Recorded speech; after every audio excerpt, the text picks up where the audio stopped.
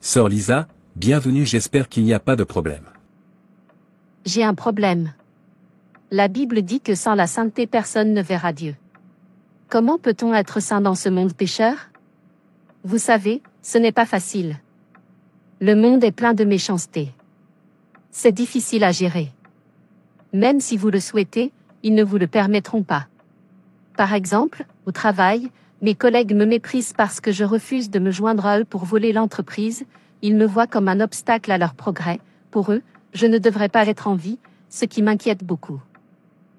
Pasteur, Jean et assez des gens qui me combattent pour essayer d'être saint. Je perds ma concentration. Je ne veux pas que les gens me détestent à cause de ma sainteté. Parfois j'ai envie de les écouter pour qu'ils me lâchent. Sœur Lisa, je vais commencer par poser une question. Si vous voulez acheter une voiture et que vous l'aimez tellement, parce que cette voiture est votre rêve depuis si longtemps, et que les gens commencent à se battre contre vous, parce qu'ils ne veulent pas que vous obteniez cette voiture, et vous savez que la voiture est la meilleure pour vous, que ferez-vous? Les écouterez-vous? Jamais, en fait je les ignorerai, je ne les remarquerai même pas car ils sont ennemis de ma progression.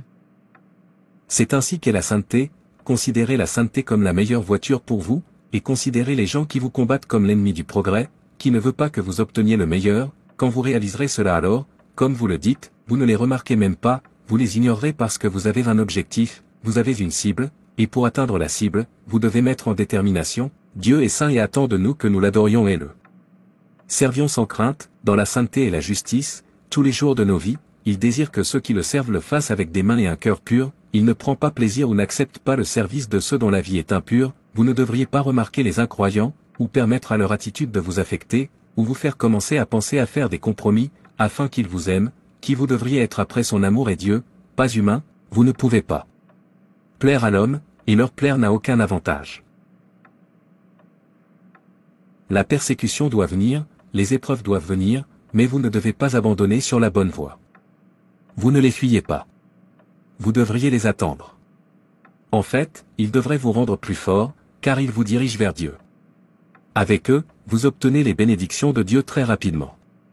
Tout comme le péché nous accuse devant Dieu, la persécution et les épreuves nous dirigent vers Dieu et font de nous de meilleurs chrétiens.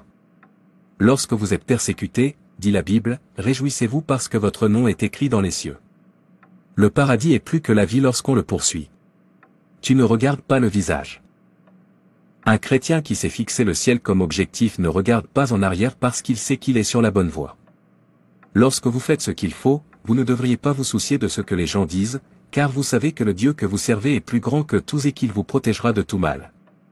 C'est pourquoi tous ceux qui sont vraiment nés de nouveau doivent être libérés du péché.